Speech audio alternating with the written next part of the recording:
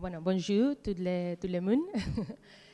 Bueno, disculpar que haga la presentación en castellano. Bueno, en primer lugar, muchas gracias a la Asociación Habité por invitarme a estas jornadas y bueno, a todas las instituciones involucradas y en especial pues, al Centro Cultural de España en Bata por también ayudarme a cruzar el Atlántico y poder estar aquí con todos vosotras y vosotros. Bueno, el proyecto, bueno, yo os traigo un proyecto un poco diferente de los que se han ido hablando estos días, porque es un proyecto de investigación. El proyecto se llama, como comentaban, pues Patrimonio Guinea, y es un proyecto que, bueno, que realmente, disculpar, ya me emocionaba, surge en el 2002, podríamos decir, que es cuando yo estaba haciendo mi proyecto fin de carrera. Tenía que hacer una escuela de primaria en Bata, en Guinea Ecuatorial, y entonces, claro, me planteo pues, unas preguntas muy básicas, ¿no? Primero, bueno, ¿existe una arquitectura ecuatoguineana? ¿Cuál es nuestro patrimonio arquitectónico y urbano? ¿Y sobre qué bases podemos proyectar nuestro presente y nuestro futuro? A partir de ahí, bueno, se abre pues, obviamente todo un campo de estudio, ya que en ese momento, estamos hablando de más o menos pues 2002, 2003, no existía absolutamente ningún documento que hablara sobre arquitectura en Guinea Ecuatorial, sobre patrimonio, ningún catálogo, absolutamente nada. Y la poca información que había eran pues, los relatos coloniales, algunas etnografías y algún documento pues, que estaba más enfocado desde la historiografía y poco más. Entonces, bueno, para ponernos en contexto, bueno, Guinea Ecuatorial pues, es un país que ha pasado por que podemos resumir con que ha pasado por diferentes regímenes que de dominación, ¿no? Que han tenido todos una política profunda de desmemoria, ¿no? que le llamaríamos. El primero de estos regímenes, lógicamente, es el régimen del colonialismo español, y que se basa, pues, lógicamente, en la eliminación deliberada de la cultura en todos sus aspectos, ¿no? Tanto en las tradiciones orales, los modos de espiritualidad, los sistemas de aprovisionamiento, el habitar, lógicamente, la presentación social del cuerpo. Todo pues, debería ser eliminado para dar paso a una nueva civilización. A nivel de entorno construido, sí que cabe destacar que en la zona continental de Guinea Ecuatorial la colonización no empieza a ser efectiva hasta los años 20. Eso son buenas noticias, entre comillas, porque es bastante tardío, o sea, estamos hablando que hay 100 años desde que tiene físicamente un impacto la colonización, pero sí que hay un elemento que es bastante determinante, y es que hay una deslocalización de las poblaciones locales. Se les traslada de sus asentamientos originales se construyen nuevas poblaciones al lado de las infraestructuras coloniales, de las carreteras, etcétera, para tener control sobre la población, y eso pues, provoca un profundo desarraigo, ¿no? En sentido literal, y una separación, ¿no? de los lugares de origen a otros lugares, y una pérdida o un intento de pérdida progresiva de la tradición, de las maneras de construir. Esta imagen os la quería mostrar porque una de las características también en Guinea Ecuatorial es que durante la colonización española son pocos los arquitectos que intervienen en el territorio. De hecho, intervienen muchos ingenieros, técnicos de la edificación, y de los pocos arquitectos que hay, muchos son arquitectos muy jóvenes, recién licenciados, que, bueno, para ellos es una aventura, lógicamente, ¿no? el poder trabajar en Guinea Ecuatorial, pero que no han desarrollado, no tienen una carrera, una experiencia, ¿no? Y aparte no conocen el país. Estas son imágenes de Antonio Román Conde, un arquitecto gallego que estuvo trabajando en Guinea en los años 40. Él era el jefe de construcciones urbanas y es el responsable pues, de muchas de las edificaciones que que, bueno, de esa época, desde los 40 hasta los años 60, tanto hospitales, escuelas, como esta imagen que veis aquí bueno, aquí a la derecha, a la izquierda, que era lo que se llamaba el casino de Santa Isabel, que es hoy la capital Malabo. El siguiente régimen es el régimen de Macías. Aquí estamos en la independencia ya. El presidente que sale tiene como objetivo, pues siguiendo la lógica, pues también hacer tabula rasa y borrar todo lo que ha sido, todo el legado colonial, y se dedica a construir un patrimonio, ¿no?, pensando en su legado y cuál va a ser su futuro. Y aquí sí que encontramos pues una arquitectura también más ligada con los movimientos que también hay en los diferentes países de África, en los que, bueno, ligado con el panafricanismo, pues se introducen otros nuevos estilos de construcción. Pasaré un poco rápido. Y el último legado, que es el último régimen de desmemoria, sería el actual, ¿no?, con el presidente que tenemos actualmente, que también vuelve a hacer tabula rasa y vuelve a tener esa política, ¿no?, de borrar el pasado y construir un nuevo futuro que, bueno, pues que también pues sea moderno, que se abra a la comunidad internacional. Hay que tener una skyline, pues nuevos conceptos que se van introduciendo, ¿no?, y con una voluntad, lógicamente, de construir esa nueva identidad, ¿no?, que no se sabe aún cuál es, de Guinea Ecuatorial, y que está en construcción también, ¿no?, metafóricamente y literalmente. Entonces, este es en el contexto en el que nos movemos, ¿no?, y con el que trabajamos en este proyecto, ¿no?, que precisamente tiene pues como objetivo esto, ¿no?, entender esta relación entre los diferentes acontecimientos históricos y políticos con los que se ha construido una memoria social, unas resistencias y cómo éstas han ido impregnando el entorno, creándose así una arquitectura vivida, ¿no?, más allá de lo construido. Además, el proyecto pues busca difundir, ¿no?, estas narrativas histórico-culturales colectivas que recogen los testimonios de los ecuatoguineanos, construyen memoria y fomentan la agencia de los sujetos locales. El proyecto, bueno, ha tenido muchas etapas, pero bueno, siempre han ido colaborando pues diferentes especialistas de diferentes disciplinas. Bueno, como podréis ver, bueno, en la web, que no está muy actualizada, pero bueno, también podéis ver un poco el equipo de las personas que han ido colaborando. Bueno, esta es una imagen de los años, la imagen de la izquierda es de los años 80 y la de la derecha es de los años 60, pero bueno, son dos imágenes que me gustan mucho porque muestran para mí esa voluntad de también demostrar esa agencia, ¿no? Estamos hablando y documentando un patrimonio, pero estamos dando esa perspectiva de cuál ha sido la vida de ese patrimonio. Y bueno, estas imágenes también pues, son significativas. La imagen de la izquierda es la que era la Plaza de España, hoy la Plaza de la Independencia, y de hecho en la imagen que veis es el día de la independencia de Guinea Ecuatorial, ¿no? Y como pues, toda la ciudad de hoy Malabo pues, se reunió para recibir, ¿no?, de algún modo esa aclamada independencia.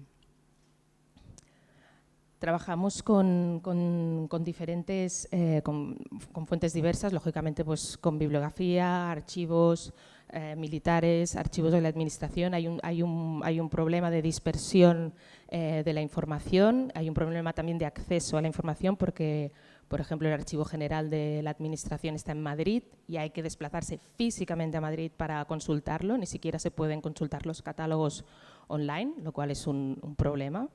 Y por lo tanto hay dificultades, ¿no?, para acceder a la información. Pero nuestro punto de partida pues, siempre ha sido pues, esas conversaciones con las personas que han sido testimonio de este patrimonio, que ahora, pues, como hemos ido comentando también estos días, nos surgen, ¿no?, porque bueno, de hecho las tres personas que veis en la imagen que nos han ido acompañando en este recorrido, dos de ellas pues ya no están, ¿no? y buscamos pues ese equilibrio, ¿no? Entre los testimonios de las personas que han vivido ese patrimonio. En la imagen de la izquierda estamos en pleno trabajo de campo y hablando con una de las personas que fueron de los primeros que ocuparon las viviendas de los poblados modelos, que ahora en un momento os explicaré bien, ¿no? Pero explicaba pues cuál había sido su experiencia, cómo habían vivido ese patrimonio, cómo lo están gestionando en el presente. Y tuvimos la oportunidad de conocer a uno de estos arquitectos que trabajó en esta estrategia de creación de poblados modelo, Ramón Estalella, que él estuvo trabajando en Guinea en los años 60, junto con otros dos arquitectos, Ignacio Prieto y Alberto Ripoll. Y ellos también recién licenciados fueron a Guinea y trabajaron en esta estrategia de creación de poblados modelo a lo alto y ancho de todo el continente. Una estrategia que paralelamente también se producía en España con los llamados pueblos de la colonización, no sé si os suena, durante el franquismo, que también pues, tuvo su impacto. Bueno, entonces en este proyecto hemos hecho un esfuerzo en centrarnos lógicamente en la investigación, pero también en la difusión, ¿no? de este patrimonio, porque como os decía, pues no había ninguna información sobre ello. Entonces sí que pues, hemos realizado muchos talleres, actividades pedagógicas, exposiciones, etcétera. De hecho, hace poco pues, pude saber que los nuevos libros de texto que se han publicado ahora por el gobierno de Guinea Ecuatorial tienen nuestras fotografías y nuestros textos. No nos citan, pero estamos ahí, o sea que el impacto que ha tenido pues, ha sido importante. Y también, pues, como os comentaba, trabajamos con la periodista Lucian Bomío, y con ella pues, pudimos hacer un programa de televisión en la radiotelevisión de Guinea Ecuatorial, que es la televisión que ve todo el mundo. Y la verdad es que fue una oportunidad porque fue también el primer programa que se hacía sobre patrimonio, y a partir de ahí pues, fueron surgiendo nuevas iniciativas. También, una de las cosas, como os comentaba, ¿no? Estos trabajos que hacemos sobre todo pues, con los niños. En este caso hicimos un trabajo sobre el abá. El abá es una construcción típica de la cultura Fang, que tiene una importancia a nivel social y a nivel de organización de lo que es el espacio tradicional Fang. Pero lo que fue bonito es poder trabajar con los niños haciendo maquetas y todo, y el poder también enseñarles la metodología de trabajo de uno de los elementos constructivos, que es la nipa, que es esta teja, ¿no? Hecha con hojas de palmera, y enseñarles pues, también a coserla, entender el material, ver su dureza, la dificultad que tiene. Y que además es un elemento que se repite en las diferentes culturas, pero que se produce de manera diferente. Por ejemplo, en la cultura bubi, para que este elemento sea estable, se teje de una manera de que una fila la tiene que coser el hombre y la otra fila la tiene que coser una mujer. Y de esta manera, ¿no? Lo que dicen es que la pieza es estable, ¿no? Al final es una manera de hacer, ¿no? Que refleja una manera también de entender la sociedad. Bueno, y hemos podido pues, trabajar en esa divulgación del patrimonio. En este caso, no es la mejor foto ahora que estoy viendo, pero es una exposición que hicimos en la Embajada de Guinea en Londres, y pudimos pues, llegar a la diáspora ecuatoguineana en Londres, que es bastante importante. Y en este caso, en el de la derecha, pues es una exposición que se hizo en el Centro Cultural de España en Malabo. Y fue una experiencia bonita porque también pudimos trabajar con imágenes de archivo que eran, como veis, pues bastante reducidas, y pudimos, mediante diferentes técnicas de fotografía, pues ampliarlas y hacer estos grandes paneles translúcidos que veis, y acercar también, ¿no? A través de estas imágenes el patrimonio. Y bueno, de hecho, pues bueno, por todo este trabajo que hemos ido haciendo de difusión y divulgación, pues bueno, como comentaba el compañero, pues ganamos el Premio Europeo de Intervención en el Patrimonio Arquitectónico en la categoría de divulgación, lo cual fue una gran sorpresa porque además, claro, no era un proyecto puramente europeo, ¿no? Pero bueno, todas estas estrategias que fuimos implementando, pues creyeron que eran dignas de un reconocimiento. Entonces, bueno, hemos trabajado en diferentes publicaciones. La que veis ya más a la derecha, esperamos, si va todo bien, que pueda salir este año 2024. Y bueno, son publicaciones pues, que han ido de la mano pues, de algunas de las exposiciones que hemos hecho. Y bueno, ya para acabar, sí que quería mostraros esta imagen, que es este conjunto de imágenes que ilustran un poco un artículo en el que ahora estoy trabajando, que se publicará en la University of Chicago Press, con la que queremos ilustrar la realidad en la que nos encontramos, ¿no? Nos encontramos en Guinea Ecuatorial hay una identidad que no está definida. Eso se traslada a que no se sabe, ¿no?, cómo gestionar y cómo enfrentarnos a ese patrimonio. Este edificio que veis aquí es un edificio, es una de las casas del centro histórico de Malabo, que de hecho es una de las construcciones, de las pocas construcciones de madera que queda en el centro. De hecho, era una casa importada y prefabricada desde Barcelona, pero se fue creando como que la memoria de que venía de Bélgica, también en relación a las estructuras metálicas con las que se hizo la primera catedral. Bueno, se formó como todo un relato alrededor de la casa, que no era cierto, pero bueno, se construyó como ese vínculo, ¿no?, con esta edificación. Y entonces esta edificación lleva desde los años 90 en rehabilitación, constante rehabilitación, y a día de hoy aún no se ha acabado.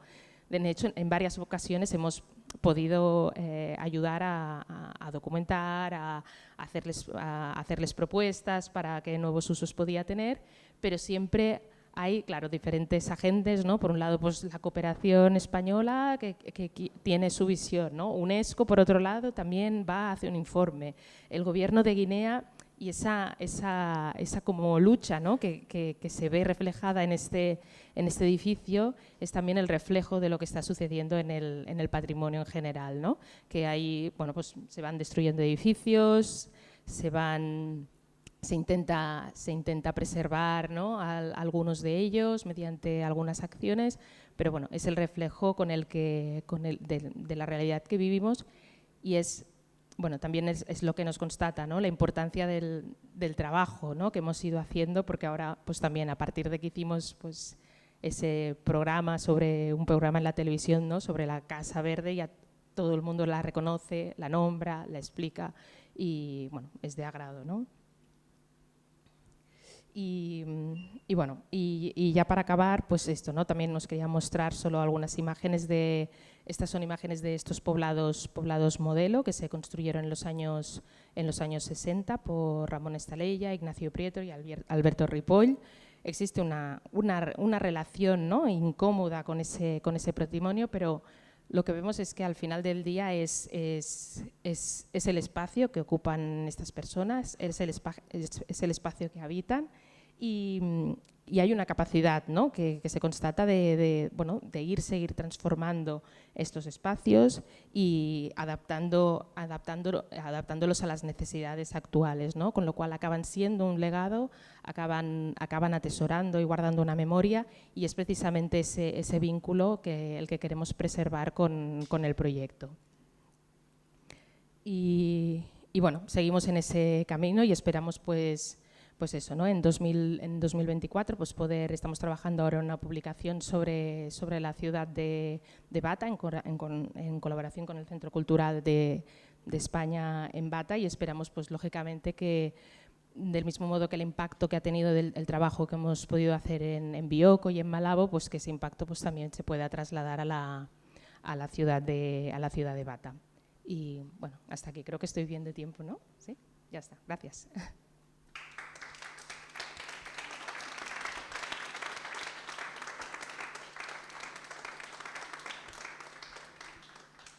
Thank you very much. Yeah, you can. Oh yeah. Tu peux. You can take a seat if you want. Wow, en 19 minutes. Thank you very much for your timing. Sans plus tarder, nous allons maintenant passer à 20 minutes de critique. J'ai le plaisir de présenter Madame Florence de la Claveillère, architecte HMNOP, chef de l'unité départementale de l'architecture, du patrimoine et de la conservation des monuments historiques de la Martinique, vice-présidente de l'Association nationale des ABF et professeure à l'école d'architecture de Lyon. Et bien évidemment, j'ai aussi le plaisir de faire appel à Madame Mauricia Dominguez Rodriguez, de la République dominicaine, architecte dominicaine donc, et diplômée de l'UNPHU. Alors j'ai fait mes recherches, c'est l'Universidad Nacional Pedro Enriquez Urena. Nice, ok. I need to work my Spanish though. Elle a participé en tant que conférencière à des congrès internationaux, co-auteur du guide d'architecture de Santo Domingo. Elle a également coédité un livre présenté à la 14e Biennale de Venise, un livre présenté, donc, comme je l'ai dit, à Venise. Double lauréate du Grand Prix de la Biennale d'architecture de Santo Domingo, elle préside actuellement le Docomodo. Alors pour les étudiants qui sont dans la salle, je ne vais pas vous poser la question de qu'est-ce qu'est le Docomodo, j'ai fait les recherches pour vous, vous pouvez prendre des notes. En français, c'est le mouvement, d'accord ?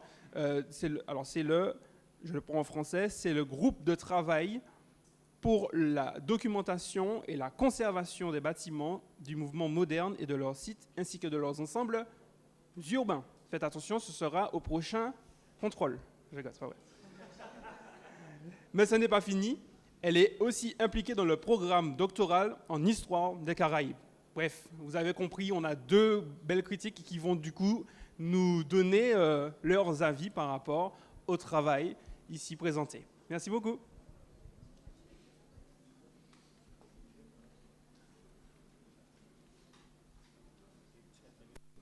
Merci.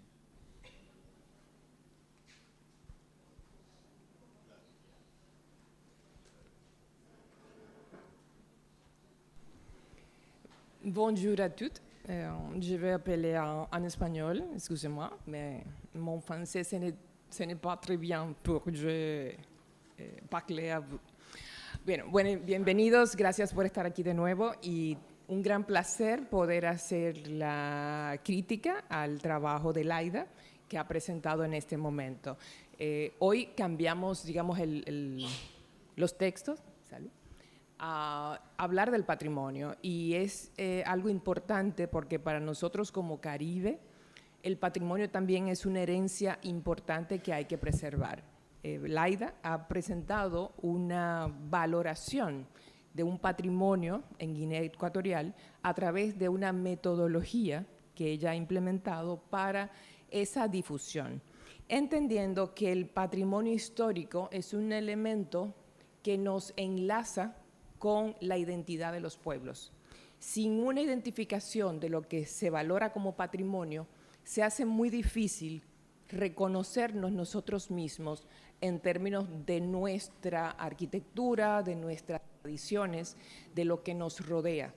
Y ese reconocimiento se tiene que hacer a través de ese levantamiento de información documental y muchas veces de información oral, que es la que nos va a permitir poder reconocer qué elementos nos enlazan a la tierra, nos enlazan, digamos, a lo que somos como comunidad y nos relaciona, coadyuga, como así, nos hace ser más fuertes. Por eso creo que es muy importante el trabajo que ha hecho Laida en esa preservación de documentación, que muchas veces, y lo digo en términos de Caribe, para muchos de nuestros países la documentación no era relevante, vamos a decir, no se guardaba documentación y muchas veces no tenemos esos datos. Tenemos que recurrir a archivos, como Laida ha tenido que ir a Madrid.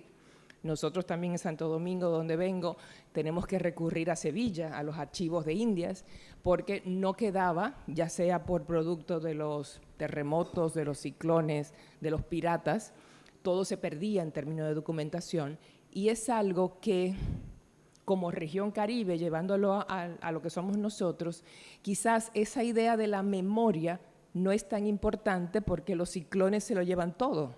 Los ciclones nos borran y es como un diario vivir que no lo enlazamos con la historia. Y reconocernos nosotros en esa historia es realmente poder afianzarnos como grupo.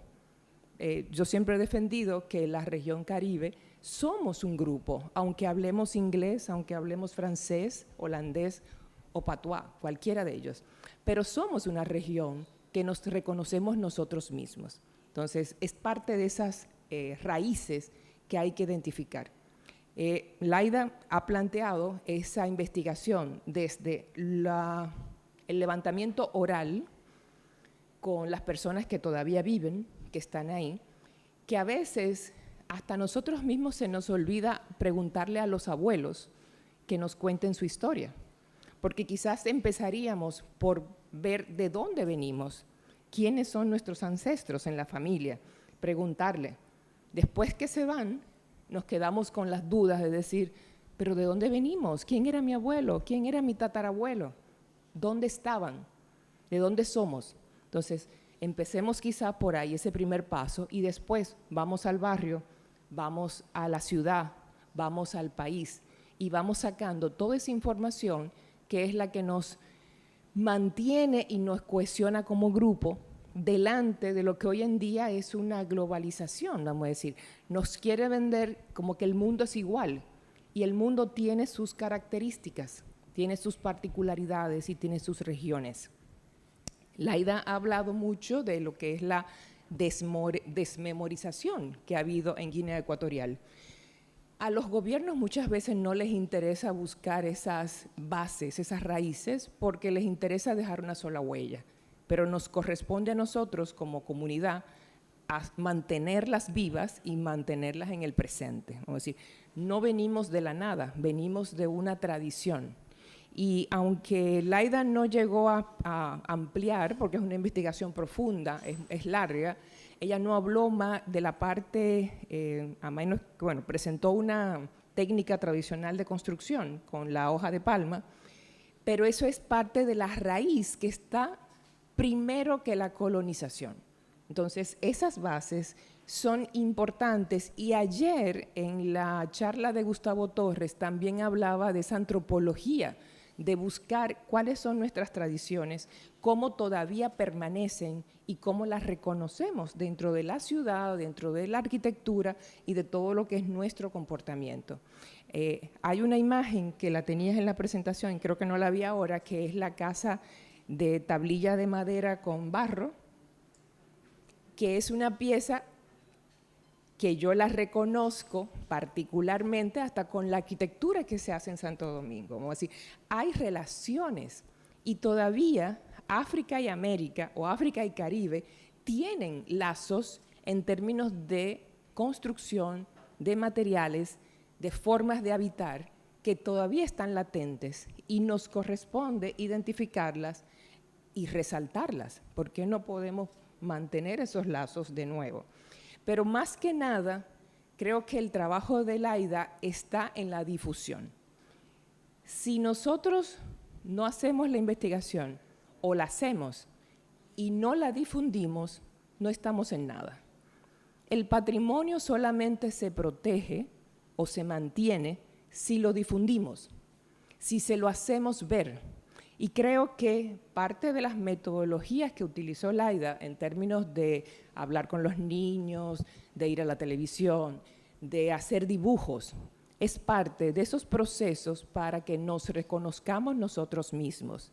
Si la población del sitio no identifica su patrimonio, no lo reconoce visualmente, ella presentó una imagen que hablaba de los sitios, en qué barrios quiere vivir o cuál es tu sitio.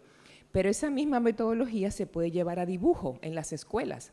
Tú le puedes preguntar, ¿qué es lo que reconoces de tu ciudad? Y los jóvenes te van a dibujar los elementos que ellos entienden son su patrimonio.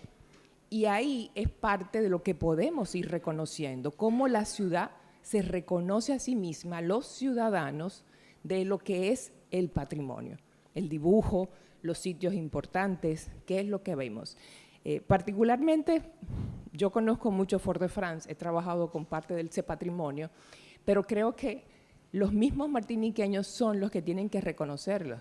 Si no lo reconocen y no lo valorizan, lo van a seguir destruyendo, lo van a eliminar. Entonces, hay piezas que a veces es la ciudadanía la que tiene que levantarse y decir no a las autoridades. Yo quiero esos edificios, yo los quiero ahí.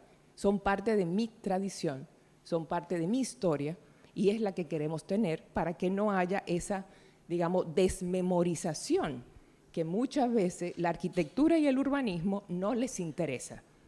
Solamente es algo nuevo, es para que se vea bien, para que el turista venga, pero eso te rompe los lazos con la tradición, con la memoria, que es esa memoria colectiva que tiene que estar presente. Bien, yo creo que por ahora estamos en el tiempo justo. Gracias, Laida.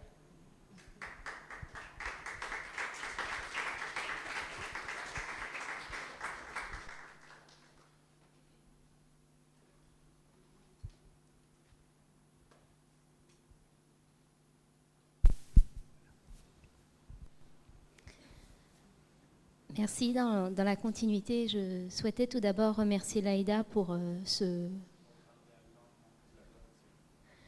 ce voyage à la découverte du patrimoine de Guinée équatoriale.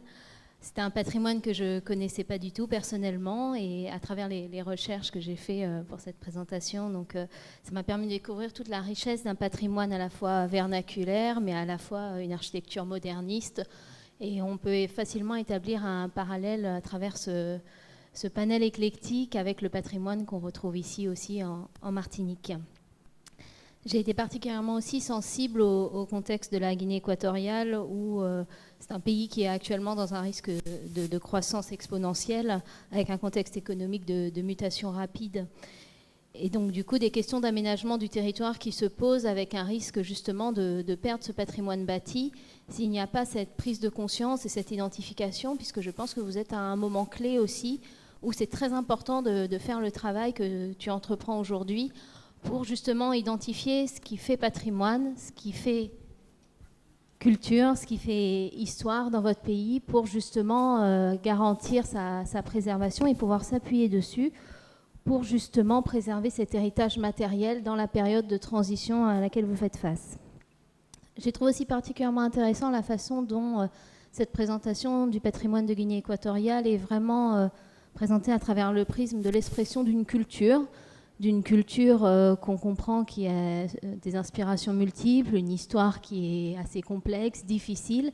Et je trouve que quelque part, dans cette façon d'identifier le patrimoine, de le raconter, de le remettre en récit à travers la méthodologie que tu proposes, ça participe à la fois à l'appropriation, mais également à l'assimilation de cette culture complexe. Et je trouve que c'est un travail de réconciliation et de conciliation avec une histoire sociale difficile qui est extrêmement intéressant, en particulier dans le contexte auquel on fait face aujourd'hui, à la fois en Martinique, mais aussi on se rencontre dans le monde entier. Ça m'a interpellée par rapport au phénomène de cancel culture, de déboulonnage des statuts auxquels on fait face, qui interroge aussi sur comment on raconte forcément notre histoire, qu'est-ce qu'on souhaite préserver, qu'est-ce qu'on souhaite transmettre. Et donc on se rend compte de l'importance de la mise en récit. Je rejoins tout à fait ma consoeur sur l'importance aussi de pouvoir mettre en récit ce patrimoine pour garantir aussi son appropriation pour sa préservation. Et quelque part aujourd'hui, c'est quelque chose en France qu'on a du mal à faire, puisque nous sommes issus dans l'histoire justement de la patrimonialisation en France, donc du ministère de la Culture de Malraux. On a toute une histoire qui est assez ancienne, mais d'identification du patrimoine comme vraiment des objets architecturaux, de par leurs caractéristiques scientifiques, mais également une approche qui est très déconnectée de l'humain, on s'en rend compte. Et donc aujourd'hui, je trouvais particulièrement fascinant dans cette présentation la façon dont le patrimoine matériel et immatériel peut être abordé de la même façon et concilié, patrimoine immatériel dans le sens où on l'entend par la Convention de l'UNESCO de 2003. Et c'est un travail qu'on n'a pas encore réussi en France dans notre approche du patrimoine, où on a une approche très séparée en termes de politique publique et de portage institutionnel entre le patrimoine matériel et le patrimoine immatériel. Dans l'approche que tu proposes, là où je trouve que c'est particulièrement intéressant, c'est que cette démarche croisée d'approche entre ces deux types de patrimoine, elle irrigue tout le long de la méthodologie de patrimonialisation. Ça va dès la démarche d'inventaire et d'analyse de terrain, avec tout le travail de recherche documentaire où il y a un volet très important de documentation de la mémoire écrite et orale. Et ça, je trouvais que c'était vraiment intéressant. Ça va ensuite directement dans l'identification de ce qui fait patrimoine, qui s'inspire justement aussi de cette approche, cette valeur culturelle pour pleinement capter la puissance symbolique des lieux pour identifier ce qui fait patrimoine, ce sur quoi on a tendance à un petit peu passer dans notre approche patrimoniale française. Et ensuite, le travail de sensibilisation, quelque part, il réconcilie aussi avec une approche plus globale de la société à travers un fort volet à destination des enfants. On voit que ça participe pleinement à la fois à la transmission des savoir-faire, mais également faire du patrimoine un outil de compréhension de la société. À travers l'exemple justement du tressage, j'ai trouvé que c'était particulièrement fascinant. Et c'est quelque chose qui, je trouve, est un challenge pour nous aujourd'hui dans notre approche en France à renouveler, à découvrir et à réconcilier dans notre approche. À travers l'incarnation du récit collectif que tu proposes, je trouve que quelque part c'est une nouvelle façon d'appréhender le patrimoine qui peut être pour nous une source de recherche pour renouveler notre approche, mais également faire face à des challenges qu'on rencontre qui sont un petit peu différents sur nos territoires français, puisque forcément dans l'Hexagone, on ne fait pas du tout face à la même approche que sur un territoire comme les Antilles ou la Martinique. Du coup, on ne peut absolument pas travailler de la même manière au regard de l'histoire qu'il faut pleinement prendre en compte et les enjeux sociaux qui sont ici prépondérants dans un contexte qui est vraiment fragile, où on voit que les choses se basculer. Donc, merci beaucoup pour cette présentation, parce que je trouve que c'était vraiment une vraie source d'inspiration et j'espère que ça pourra peut-être donner lieu à des collaborations dans le futur, parce que ce serait vraiment intéressant. Merci.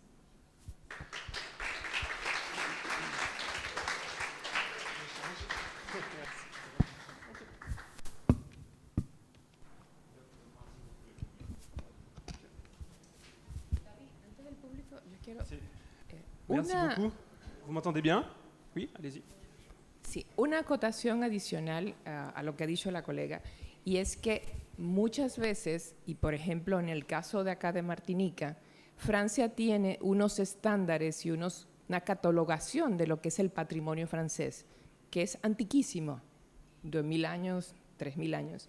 Cuando lo comparan con las Antillas o con cualquiera de las colonias de ultramar, quizás la relevancia para ellos no es la misma que para nosotros. Entonces, los que estamos acá tenemos una escala diferente en términos de calidad arquitectónica, espacial, que es la del sitio, que no se compara con el catálogo nacional francés. No es lo mismo Versalles que la iglesia de acá de Fort-de-France, pero para Fort-de-France es lo máximo. Y eso es una problemática que a veces tenemos que enfrentar. Lo que hay en el sitio es lo mejor del sitio, pero no lo puedes comparar con lo que es el catálogo general en términos de todo el territorio francés. Y eso es a veces un problema que no se entiende.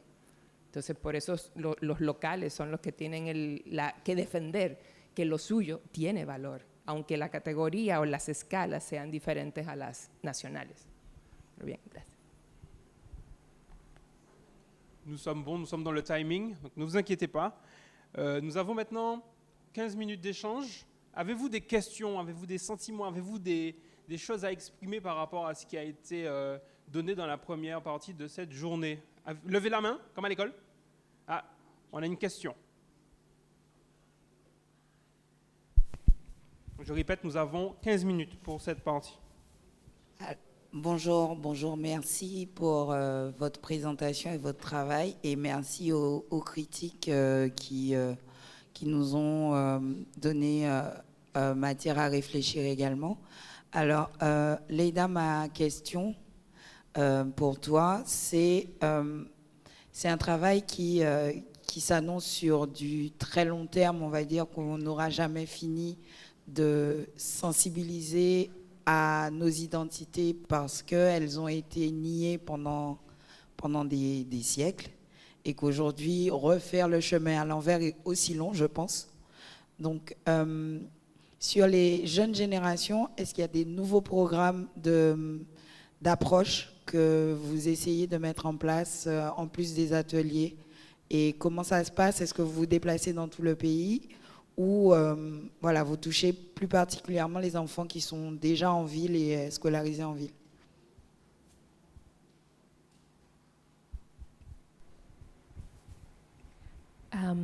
Gracias por el comentario y por la pregunta.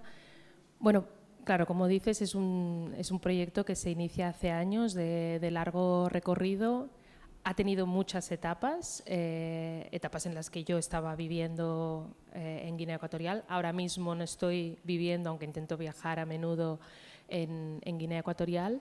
Y es precisamente esta búsqueda de, bueno, que al final, claro, se traduce también en apoyo, en financiación, en complejidad, en complicidades, ¿no? con tanto las instituciones locales como pueden ser los centros culturales, que bueno, vamos intentando, siguiendo, trazar bueno, seguir con este recorrido y con los objetivos que nos hemos marcado. Como se comentaba, claro, para nosotros es un momento clave porque, bueno, lo que se comentaba estos días, ¿no? Estamos hablando de una arquitectura sostenible, ayer sobre una arquitectura frugal, sobre toda una serie de conceptos que ya tenemos en nuestro patrimonio, ¿no? Y que es que no hace falta que los vayamos a buscar a no sé dónde, podemos buscarlos y leerlos ya en el patrimonio, ¿no? Pero sí, o sea, nos encontramos en este momento de lucha en el que, bueno, cada institución, bueno, como decimos nosotros, barre para su casa, ¿no? Busca sus propios intereses, pero nosotros tenemos como objetivo claro, pero que es de difícil implementación, aparte es muy vocacional porque los recursos son muy limitados, de eso, ¿no? De poder, para mí sobre todo es eso, el poder acercar a la gente joven, ya sean niños, la gente, ahora mismo por ejemplo ya hay 2 facultades de arquitectura en Guinea Ecuatorial, lo cual es bastante llamativo por la extensión que tiene el terreno. Ahora recientemente pudimos implementar unos talleres, ¿no? en el mes de octubre y bueno, tenemos la idea, por ejemplo, de poder seguir trabajando ahora con las escuelas de arquitectura, pero bueno, sí, estamos trabajando con en algún sentido un poco, somos utópicos, ¿no? Porque la realidad es dura, pero bueno, de momento vamos haciendo y como vamos viendo pequeños resultados, que también es verdad, a lo mejor son pequeños, es poco a poco, pero bueno, eso es lo que nos va manteniendo, pues, ¿no? Ir haciendo poco a poco, pero bueno, la estrategia es tímida, ojalá tuviéramos como más apoyo, pero yo creo que a veces, yo creo que lo bueno ahora, por ejemplo, pues con las redes sociales, también con acciones más pequeñas llegas a más gente, eso nos ha ayudado muchísimo también. Hemos hecho también algún concurso en Instagram, o sea, bueno, hay cositas que puedes ir haciendo y que van sensibilizando y se va llegando pues poco a poco. Para mí la satisfacción es esa, ¿no? El que ahora haya gente que vaya por la calle, porque es un tema de visibilizar, ¿no? No es que el saber no está, pero es darle el micro a esa persona, ¿no? Que explique qué pasó en ese lugar y darle un altavoz y a partir de ahí vas y como es un sitio más pequeño, pues luego la gente ya empieza, ostras, pues este lugar yo no sabía que tal, ¿no? Y no porque se lo haya dicho el Estado, sino porque, ¿no? Un igual, una persona de la sociedad civil, pues también lo reconoce, lo cuenta y entonces a partir de aquí se crea ese enlace, ¿no? que es bonito y es necesario.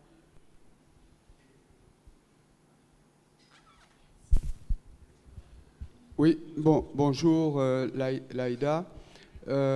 Voilà, j'ai une question sur la définition du mot patrimoine. Pourquoi? Parce que moi je suis de la Guadeloupe, on est en Martinique, et la DAC, donc la Direction de la Culture, qui est donc une émanation du gouvernement, a lancé il y a quelques années un recensement du patrimoine en Guadeloupe. Et qu'est-ce qui s'est passé? Il y a eu des frictions parce que la vision très occidentale et française issue de la colonisation fait que la définition du patrimoine tel qu'il le voyait, tel que c'était vu par la DAC, faisait qu'il y avait une limitation de ce qui pouvait entrer dans cette liste ou qui n'entrait pas. C'est-à-dire qu'il y a des éléments qui font partie de l'histoire de la Guadeloupe, de nos territoires, qui sont des éléments qui sont quasiment invisibles, donc aux yeux des autres, et qu'on a essayé de faire rentrer et qui n'ont pas été acceptés, parce que ça ne rentrait pas dans cette définition. Alors ma question justement pour toi, c'est est-ce que, vu que vous êtes un pays indépendant, et est-ce que ce regard maintenant suffisamment large, non pas uniquement des éléments issus de l'histoire et de l'histoire coloniale, mais est-ce que ces petits éléments qui sont invisibles parce qu'ils font partie très souvent du vécu et qu'on les considère comme normal, or ce sont des éléments importants donc de patrimoine, est-ce que vous arrivez, vous, à dégager et à présenter ces éléments-là? Merci.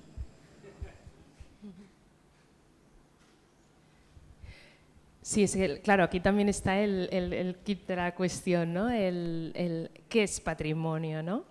De hecho, yo aquí, bueno, también forma parte, yo creo que del proceso, ¿no? del proyecto, porque quizás en un inicio, pues tenías ese viaje, ¿no? De mirar lo antiguo, ¿no? Siempre ¿no? Tenemos como esa decantación a que el patrimonio son las cosas antiguas, viejas. Pero yo creo que, bueno, en estos, pues, a lo mejor ya casi 20 años que llevo trabajando en esto, una de las cosas que también me he dado cuenta, y también trabajando con uno de los proyectos que mencionaba, en el que estamos trabajando las colecciones, de hecho, de arte de Guinea Ecuatorial, por ejemplo, que están en museos catalanes, una de las cosas que nos hemos dado cuenta es que, bueno, precisamente, ¿no? ¿Qué es el patrimonio? Y que, por ejemplo, objetos, ya sean objetos ¿no? que podemos, sí, móviles o inmóviles, ¿no? tienen valor. Y yo creo que hay una parte importante de trabajo que se tiene que hacer de apertura a otras formas de conocimiento, ¿no? Y una de las cosas que hicimos unos grupos de discusión, fue en el mes de julio, tanto en Bata como en Malabo, para hablar precisamente de qué valor tenía ese patrimonio. En este caso eran piezas, ¿no? Y nos dábamos cuenta que o sea, la antigüedad no era en sí un valor de por sí, ¿no? Una pieza adquiere valor por otro tipo de contenidos simbólicos, emocionales.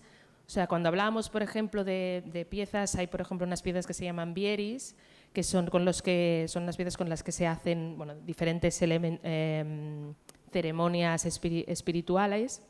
A ellos no les preocupaba a lo mejor tanto que una pieza de hace mucho tiempo estuviera en un museo, porque creían que esa pieza podía volver a producirse si se hacían las condiciones y con las condiciones espirituales, simbólicas, etcétera, que se requerían, ¿no? Entonces yo creo que también estamos en un momento también de definición, ¿no? de ese concepto, qué es patrimonio, qué es lo que valoramos nosotros en Guinea Ecuatorial como sociedad. Seguramente no es únicamente lo antiguo y lo viejo, esa carga y ese vínculo, que es lo que intentamos, ¿no? entre lo material y lo inmaterial, y el poder también de alguna manera, porque es necesario, pues también transmitirlo y dejarlo plasmado. O sea, que no tengo una respuesta, ¿no? digamos, a eso, porque precisamente en este proceso nos damos cuenta de que, bueno, que no es una cuestión cerrada, que se tiene que redefinir y que sobre todo que tenemos que en ese proceso abrir también la mirada a otras fuentes de conocimiento, a otros conceptos que también son válidos, no únicamente pues los postulados o lo que sea de cualquier institución teóricamente reconocida, ¿no? Hay otros valores o instituciones igual no reglamentarias que también tienen su valor. Dernière question, en tout cas, pour cette première partie. Allez-y. Gracias. Quería hacer también un comentario del tema del concepto de qué significa patrimonio. Digamos, hace unos 50, 60 años en que la UNESCO catalogaba y definía el patrimonio, había un concepto que decían que era el objeto, el edificio que ha trascendido en el tiempo y que ha cobrado otro significado. Sin embargo, creo que poco a poco se ha ido evolucionando, ha ido progresando este concepto, porque también se están incorporando otros parámetros, otras condiciones, otros conceptos que van apoyando, aportando el valor o el significado de este objeto, este edificio del patrimonio. Creo que hay una cosa que me interesa a mí del Docomomo principalmente, seguro otras herramientas de valoración también la tienen, que es que dan una mayor importancia a quién hace la valoración, que a la herramienta con la que se valora, que suelen ser unas fichas, que se reduce al cumple o no cumple, ¿no es cierto? Entonces, Docomomo presenta estos criterios de evaluación, que justo es lo que Emil dice, ¿no es cierto? ¿Cómo valoras una cosa, cómo valoras la otra, quién lo hace? Entonces, esta valoración cualitativa va creo yo que en este momento es lo más importante, porque abarca o integra muchos otros conceptos históricos, identitarios, de memoria, de lugar, y creo que debemos tender para allá, que la valoración del patrimonio sea algo mucho más integral, sea más lenta también, no necesitamos correr y llenar fichas y decir sí y no, sino tomarse el tiempo para hacerlo. Y bueno, para añadir a lo que comentabas, lo que comentaba, ¿no? Que la manera de hacer, por ejemplo, ciertos elementos, ¿no? Como os explicaba, ¿no? Ese hecho de que, ostras, la nipa la tienen que tejer 2 personas, ¿no? Es un tema, claro, en esa pieza hay una cuestión social, ¿no? Y entonces el poder valorar eso y cruzarlo, ¿no? con el patrimonio arquitectónico, en este caso, pues es importante. El poder, no estás preservando únicamente un elemento, sino que estás preservando una manera de hacer, una estructura social, una manera de ver las cosas, ¿no? Que siempre tiene que haber un diálogo. O sea que hay toda una serie de valores que están allí, ¿no? Que lo vemos en lo construido, pero claro, van más allá, ¿no? Y eso tiene que preservarse, y para mí, por lo menos, es patrimonio.